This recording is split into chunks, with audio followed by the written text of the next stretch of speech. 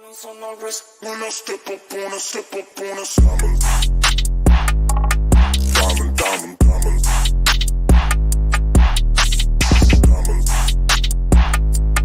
diamond, diamond, diamonds on my wrist when I step up on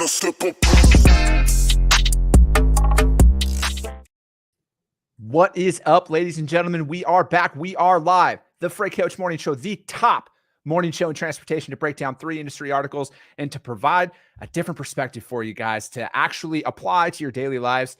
Education, progress, that's what we're all about over here at the Freight Coach. And hey, as always, before we jump into today's show, my friends over at VHub, you guys check them out right now. Asset reutilization is the wave of the future in freight. Whether you're a broker, carrier alike, they have a platform for you guys to utilize right now to make a difference in your business. You know, like, so currently, as you can see going across the bottom of the ticker right there, we got 40 53-foot dry vans available for extended rentals. Okay. So what you guys can do with that is legitimately build up your drop trailer capacity. Build that up with your shipper partners, build it up with everybody out there who needs that. Because as a broker, that's what we are all about, is we need access to our, capacity. So as you guys can see right here, they also have trailers available out there for that, the repositionings out of Wilmington, Illinois. And you can see it goes up into the Toronto market, and the Koto to Lock is the name of it in there. And then also they have ones getting back out of there and going back down into York, PA, Shippensburg, PA as well. So you can guys do a round trip with them.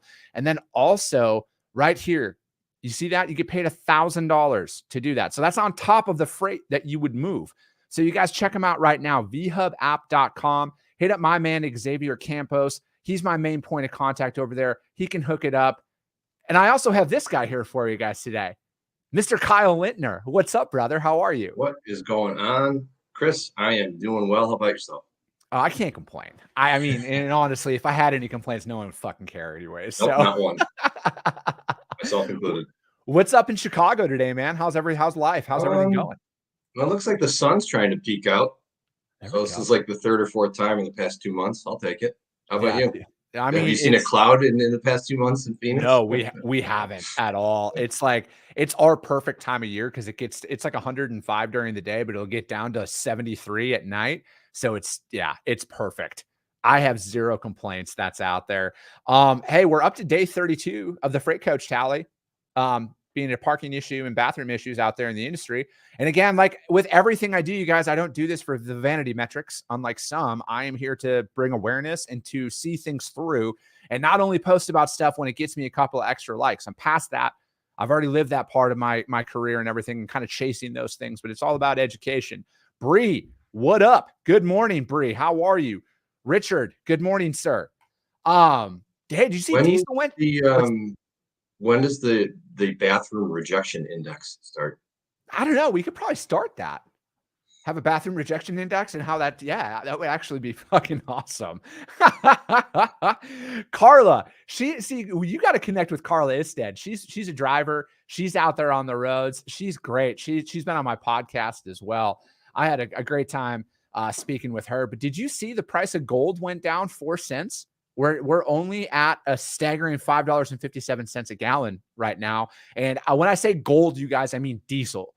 It is fucking absurd what the prices are right now. And I mean, honestly, man, I don't know what the hell is going on. Like, I honestly can't sit here and see. I mean, the current administration came out and said that, you know, obviously it's the push for electric. And if you had an electric vehicle, it wouldn't be, you wouldn't have to worry about gas. Again, you just have to pay your sky high energy bill. Yeah. Also, you would need to, just do a little more than headline research on that and find out that it's not all clean energy at the end of the day. You were talking about that last time, right? Yeah. 61% of all power plants in the United States are fired by coal. Mm-hmm. Okay. And then, there's not a charger everywhere you need it. And you can only go how many miles on a full charge? And those are all tested on passenger vehicles. I don't know what the mileage distance on 80,000 pounds is, but I know it's not 600 miles. No, for sure. So the driver's got to take more time out of his hours of service to stop and pull over. It's disrespectful. Yeah, I don't disagree with that at all, man. I think that always telling the whole story of things is very crucial. And, when you think about it, 61% are powered by coal. I don't know. I went to public school, so math isn't necessarily my forte, but that just doesn't add up, in my opinion. Dedicated Trucking, what's up, man? Good morning, Steven Peterson. Vitali, what's up, brother? EV isn't fun when the infrastructure in your city is for EV. Yeah, harsh reality right there. It's not fun when the infrastructure in your city for EVs is mediocre. You want to break down some articles? Love to. You'd love to? Perfect. I love your candor right there. You're just so ready. First one, Kyle Provost. Holy shit, my business partner, a broker carrier, finally got his picture to show up on here, and it doesn't just show LinkedIn member. Is the man? Yeah, here we go. Almost all cars' environmental footprints is in the manufacturer anyway. The lifetime operation of is maybe 1% cleaner. Kyle knows a thing or two, you guys. He's legitimately, he's fucking very smart. He built out broker carrier himself, legitimately everything. Carla Istad is plus we have already growing brownouts. The power grid is not set up for a nation of electric cars. Yeah, Carla, sorry, I don't want to insert a sarcastic tone here, but that's not the point. Sorry, I'm being sarcastic. You can't say any of those things. Everybody has to go buy a Tesla. We all have to invest in that stock, and then we all have to get on the next flight to Mars, because that's where we're going to live, right? Yeah, hell, you might as well. Don't fix where you're currently at. Just run to a new place to ruin. Yeah, burn it down where you are and then run somewhere else and then do it all over again and then charge people for it. That sounds like freight brokers, right? Capitalism. I believe that's called capitalism, Kyle. Yeah, it's every time you book a load with a carrier, it's a one-off, Charlie. I'll never talk to you again. Let me screw you as much as I can. I can't say that that's the case for everybody, but it's not exactly uncommon practice. All right. 70% is the estimate. 70%. Yeah. Is one-off. Yeah. And I think that is low. I think low in the sense of that it's probably actually higher than that. I bet you it's probably closer to 85%. Does it help either partner? Right. Yeah. That's the thing. It's, it's kind of like what I put out there yesterday, Kyle, about just the brutal truth. We got to be better. We have to be better if we want to see the progress that we all claim that we want. But, again, it was just absolutely despicable to me as a former freight broker, and again, you guys, as I always say, I'm not immune to this. I'm not putting myself on a pedestal that I never acted in this capacity, because at the end of the day, I was that shady motherfucker for a little bit, but I learned the hard way. All right. I learned the hard way when my customer cut me off. All right. Because of the fact that they paid me for accessorials and the carrier proved to them I didn't pay them for it. How are you going to handle those conversations? And I want to ask you that because it's not as easy as just getting new customers. That's not the case. Your reputation will literally follow you fucking everywhere. I have no answer for that yet. I know. Joe D'Angelo, what's up, brother? How are you? All right. First article we're going to break down from FreightWaves. Truckload spot rates tank fast thanks to fuel costs. Truckload spot rates for the dry van have plummeted 18% since the start of the year, but if you remove fuel, it nearly doubles to 32%. From an annualized perspective, those numbers moderate to -7% and -22% respectively, but are still impressive nonetheless. The big takeaway from all of this is that carriers rely on spot market freight have seen margins erode faster than the spot alone implies. Normally, spot rates and cost inflation move in a similar direction as they have inherently connected. It is extremely rare occurrence when the operating costs are moving in polar opposition to the market. So what are the implications? It talks about how the spot market has 4 primary functions for shippers: to find capacity when contracted carriers are unable to provide it, aka they rejected the contracted load, to cover a purely transactional move that occurs too inconsistently to have a contracted rate. So essentially 3 and number 2 is more like that one-off, like they might have landed a new account or they have a trial run going out to a new area. They just wanted to see everything before they increase the volume and everything else. I've seen that in the food and beverage space where it's like, hey, they opened up at a new grocery chain. They're going to do 1 truckload into this market first. They're going to see how that product performs. before they expand out the footprint. And then you will see that move from a spot to a more long-term contracted rate. And then just to get service outside the normal expectation, like, hey, we got to get a team on it. Whatever other driver might have broken down, there might have been a delay in that. So we got to put a team on it. We got to get that freight there next day, however that looks. So they're going to throw that out to spot. And then also to get capacity covered at a discount to the contracted rate, which again is one of the worst kept secrets in the industry that's out there, is, at the end of the day, you guys, the freight market sets itself in a lot of regards, and it will only move for what somebody is willing to move it for. So that's also the kind of the counter catch-22 of all of this, is freight only moves for what you agree to move it for. At the end of the day, when you, in simple terms, that's what it, obviously it's a lot more complex than that. So please don't come at me with like, that's not always the case. Finding capacity outside of contract provider has been the main driver of the spot market activity over the past 2 years. I don't know if that's always been over the last 2 years, but what are your, like, before I, continue, what are your thoughts on something like this, Kyle? It's an interesting article because it starts out down a path about line haul or truckload rates versus the all-in or the fuel component. And then it diverts into what a spot market is for. So if we keep it with the first part, I recently put something out on LinkedIn trying to create some awareness around fuel surcharges and the idea of a line haul only rate. We don't have enough time to talk about it, to be honest. It's several hours worth of discussion. But the gist of it is that you can think of it in terms like this. What price are you paying to fill up your truck? You would have to say, well, where are you, right? There's a million different prices. There's a million different stations. What is the fuel schedule from the shipper? I don't know. Every RFP is different. Every single shipper has their own way of computing it, right?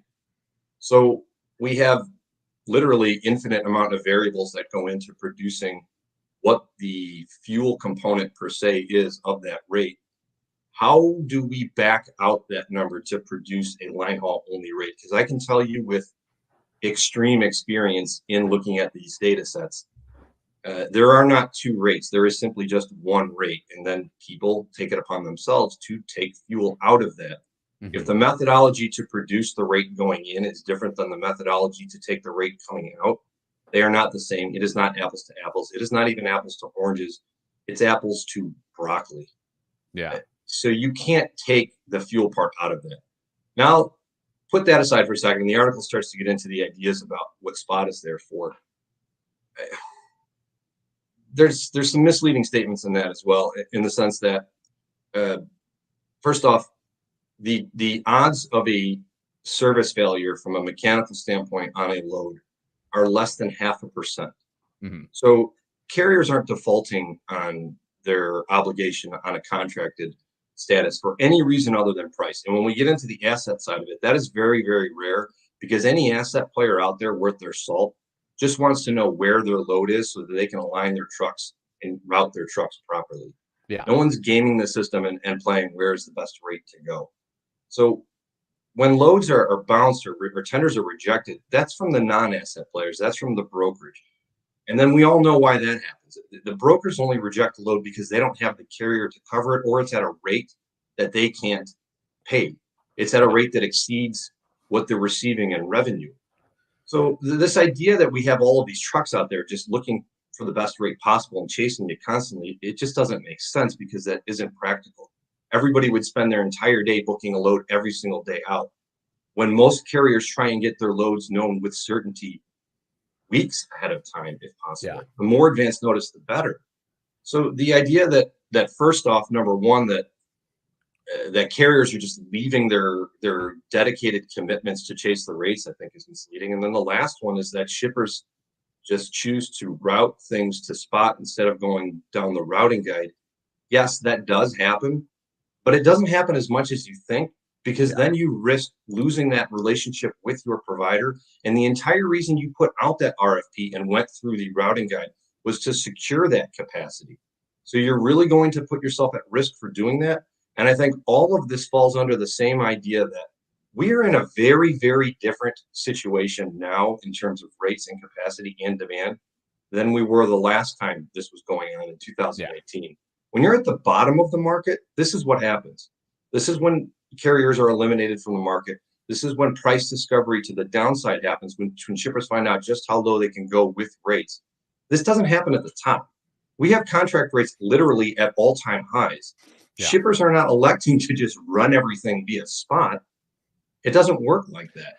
And That's one last thing. I'm sorry to go on my soapbox for too long here, but if 80 to 90% of loads are contractual, only 10 to 20% are spot loads. Yeah. Why would we think that spot dictates terms? Why would we think that spot is the lead on the market? The only reason spot is now below contract, the only reason that tender rejections have fallen is that shippers finally bid their contract rates in excess of the spot market. We didn't find magical capacity. We allowed capacity to breathe and be allocated where it's needed most. No, absolutely. And that's true. Now, again, I got to say, from my experience, there are people out there who game the system and play it. All right. And that's not what Kyle's saying there. I'm not speaking for Kyle, but that's my perception of what Kyle's saying. It's not that they're not doing it, but when you work with shippers at scale, you guys, they're not looking to save $5 on one shipment when they're moving 5,000 shipments a day, to put it into context. Yeah. And then, just to put it out there, hearing it directly from a source, I would not go outside any contracted rate services unless the incumbent provider can provide whatever the ask is at the time. Yeah, that's, again, coming from my friend Vitali. Do not blow up his DMs about how you can save him money. But that's what it goes on to talk about how over the last 2 years, smaller operations have become dependent on spot volumes and elevated rates. And again, it's not that they're not out there chasing the dollar. If they can get more money on the spot market as opposed to contract, I think most people are going to do that, but it's not forever. It's not like that's not how most people build their business, but there are a percentage of carriers and brokers like that. That's all they live and die by the spot market. That's their whole business plan. But when we're looking at freight as a whole, though, that's where it muddies the waters with all of this. In my opinion, is spot market. Yes, it is part of the market, but it is not the entirety of the market. And what makes it worse is the fact that all of those small carriers out there that don't have access to enterprise shippers, that can't run contractual freight, the carriers that are dependent on the broker, dependent on the non-asset provider, those non-asset providers dictate when a load is accepted and rejected based off the rates. So the carrier is subject to the decisions made by that broker in order to run that freight. All loads that pass through a broker are technically spot loads, regardless of how they come to that broker. They're booked on an open market on an ad hoc basis. Even if they are set up to be run dedicated, how long can you consistently run a load with one carrier as a broker if you're paying out of market rates? Not too long. I've only moved like 2 truckloads in my life, so I'm just assuming. Sorry. That article was from FreightWaves. Truckload spot market rates tank fast thanks to fuel. It's a good one. Take that for what you will. And then this next one, also from FreightWaves. A major cause of inflation may have peaked. That's good news for consumers, but bad news for trucking companies. Instantly leading into sobering statistics that truckload spot rates have fallen by nearly 1/3 since the beginning of the year, while truckload contract rates have risen. The spread between truckload spot and contract rates is at a near all-time high. Trucking spot rates always lead trucking contract rates, usually by 3 months. Shippers, firms that buy, we all know what shippers are, but most of their capacity in the truckload market, which means that they have not seen a reduction in freight rates as of yet. There are signs of truckload contract rates have peaked, and that they could fall by 35 cents a mile. Contracted rates, because of the cost of diesel, is double. It'll take contract rates falling more than 12.5% before shippers would see a reduction in freight costs. Again, and I've talked about this in the past, is in my experience, when you bid out RFP freight for the following year, it is a percentage of your spot market rate. That's what you're trying to get locked in. Again, back to my earlier point of freight moves for what anybody's willing to what they're willing to accept it for. That's how you bid it out. Again, that's why you see tender rejections fall. All right. Is because people are getting what they needed because they bid on it. They're like, hey, I'm making money. That's what I'm going to go with.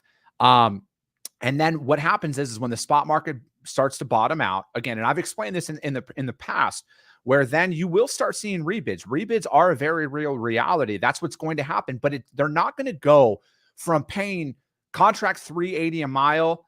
And if the spot market's at 220 a mile, they're not going to fucking drop it to 220 or 230 or 240 a mile. The shipper still needs their shit to move.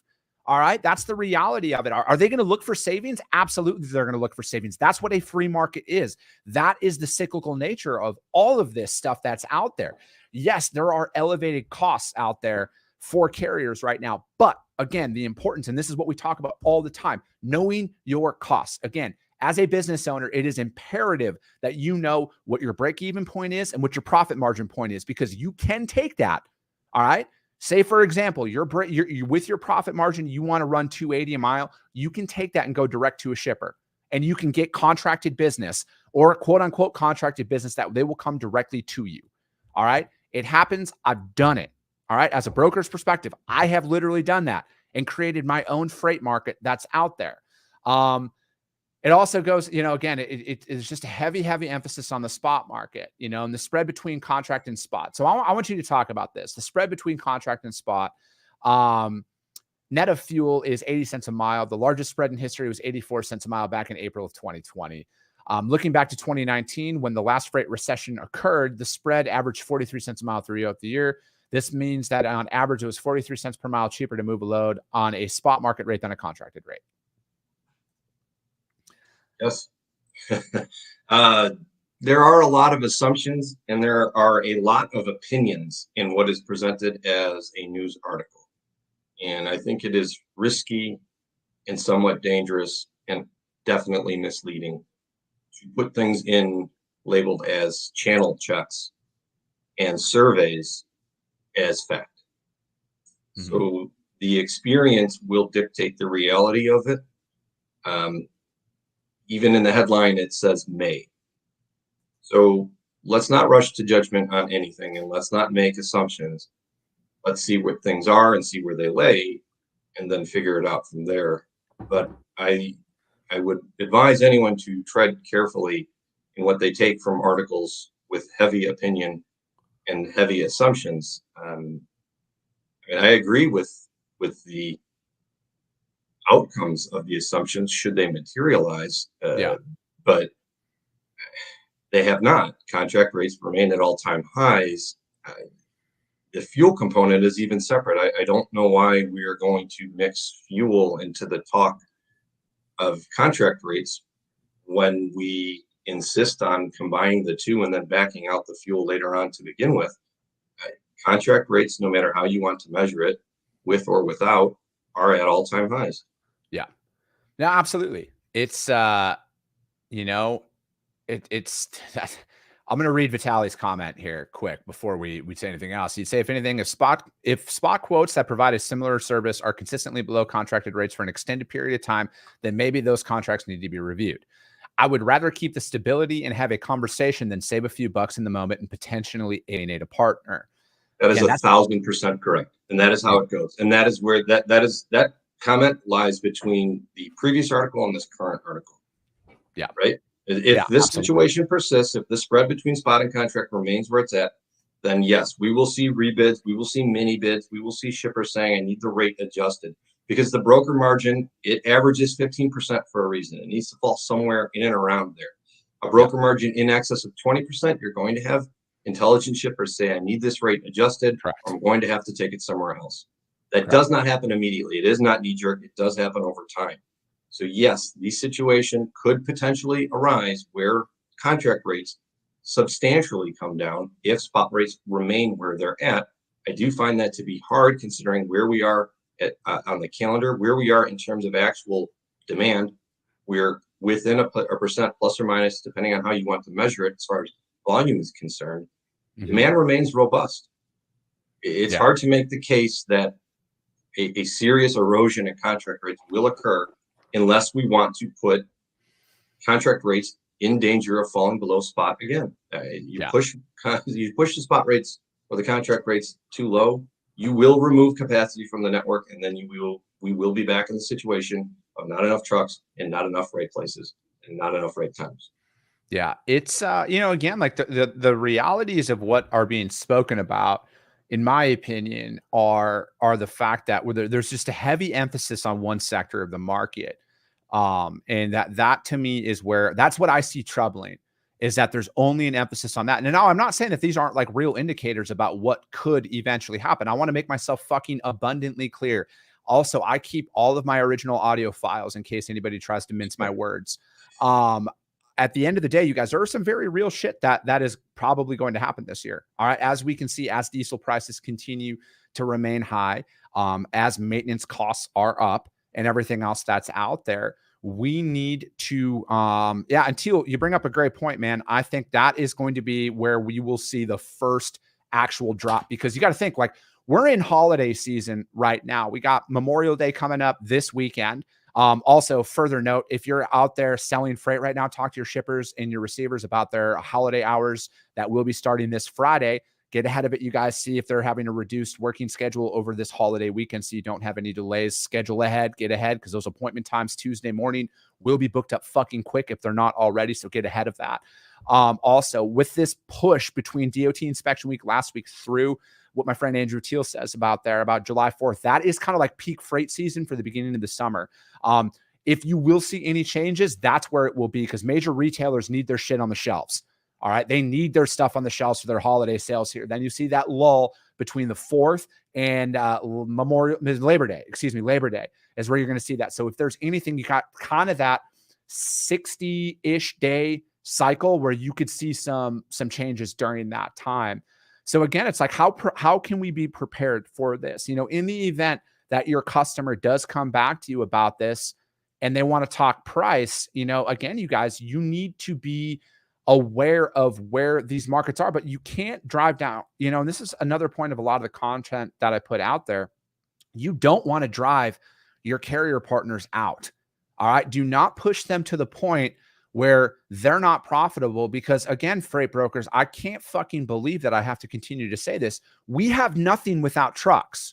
Okay. Like that is our product at the end of the day, you know? So it's like, for me, when these things happen, you have to have in-depth conversations with your partners. Again, it is not my responsibility to know what their costs are, but those carriers that you want to source long-term, they know all of this stuff. They know exactly what they need. I mean, again, there are people out there. It's not like there's just such a small sector that is focused on when it comes to times like this, you know? And at the end of the day, you guys, it is not my responsibility, but it is my duty to put education out there for individuals to utilize and implement if they see fit. All right. And when we're sitting here talking about a sector of the industry that is the spot market, I'm not saying that this isn't an indicator for what could happen, but at the end of the day, when you're looking at what current markets are, let's put information out there that tells the whole story. And that's my whole thing. We need to tell the whole story about all of this stuff. Is you need to be prepared. Yes. And take this as a runway, if you will, right now, of an opportunity to get your expenses and your fixed costs dialed in to find out what it is, so you can navigate through this market change that will inevitably come. We can't say when it's going to happen, but be prepared. All right. At the end of the day, be prepared. Yep. I'll say one thing to add on to everything you've said, Chris, and I agree with it all. And I think it'll lead us into the next article as well. I've seen a lot of chatter lately on LinkedIn, people saying that, you know, brokers should know the cost. How dare brokers push these rates on carriers? I can't cover my fuel at this rate. Who are you if you're not my partner? That isn't the case. What you said is the reality. It's not my responsibility to tell you how to run your business. It's not my responsibility to know what your costs are. If I'm a broker, I'm the intermediary. I am in between. And what I'm doing is taking what I did to win that load. I took the rate that was supplied to me, and I'm trying to put it to you. If that doesn't work and that doesn't fit, I need you to move along. It's not up to me to dictate the rate on that lane. That lane is its own cost. For all I know, that could be a backhaul. That's why it's so depressed. That's not my problem that you took the shit rate to go into Florida. You're going to get the shit rate coming out. Your problem, not mine. But your feedback on that, my inability to cover that load, you telling me why, is what I'm supposed to come back to the shipper. We have an inefficient market, but that's currently how this market works. Broker's feedback from the carrier is to be relayed back to the shipper, so the shipper knows, okay, I took this lane too low.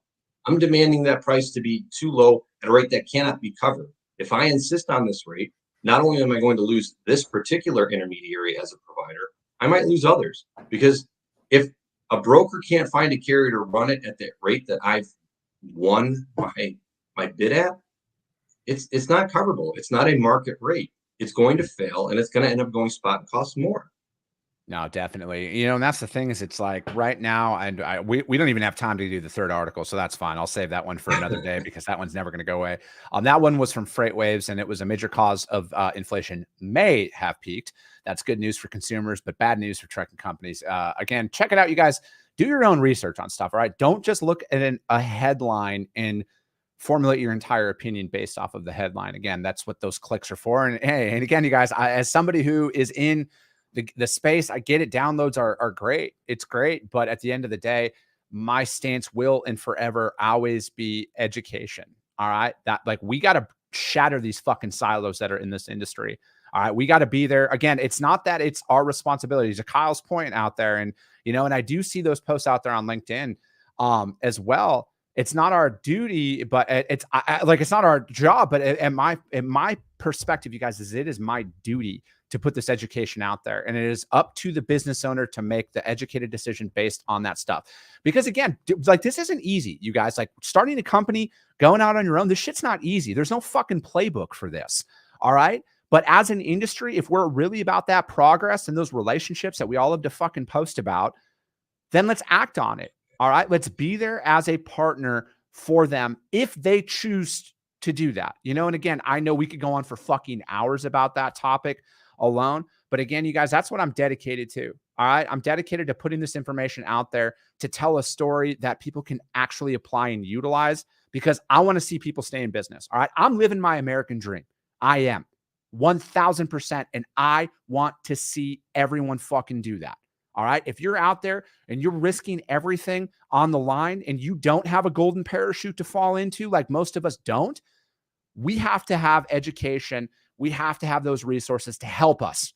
All right. There is nothing wrong with helping somebody. Whatever they choose to see and do with that information is completely and entirely up to them. But I'm choosing that. All right. I don't do this shit for vanity metrics anymore. All right. I don't do this shit to get likes and comments. I could say a lot of fucking controversial stuff in my content to probably 10x my engagement on my stuff, but I fucking refuse to do that. All right. At the end of the day, we're here to move this industry forward. Kyle, how can anybody reach out to you though, man? For the most part, you can find me on LinkedIn. I am contemplating starting a new magazine for aviation enthusiasts, though, and I think I'll call it the Golden Parachute. There you go. That works. That works. Well, hey, that's it for today, guys. We only broke down 2 articles, but we had a lot to talk about. And Andrew Teal says thank you. If you're not connected with Andrew Teal, you need to be, because Andrew Teal is legitimately one of the smartest people. Andrew Teal nailed it about relationships, right? They're a two-way street, and it's not when it's convenient for you. Absolutely. That's it for today, guys. Again, the Freight Coach Morning Show. We are live every single weekday, 10:30 a.m. Central, the top morning show in freight. Also, the audio-only replay will be available on the podcast platform, Coffee with the Freight Coach, and the video replay will be available on my YouTube. Subscribe and share this out, you guys. That's all I can ask. Subscribe and share this out. This growth, this movement is because of each and every single one of you who are in the comments and sharing this show. So please share the show. I appreciate you guys all so much, and we'll see you tomorrow. And we're out in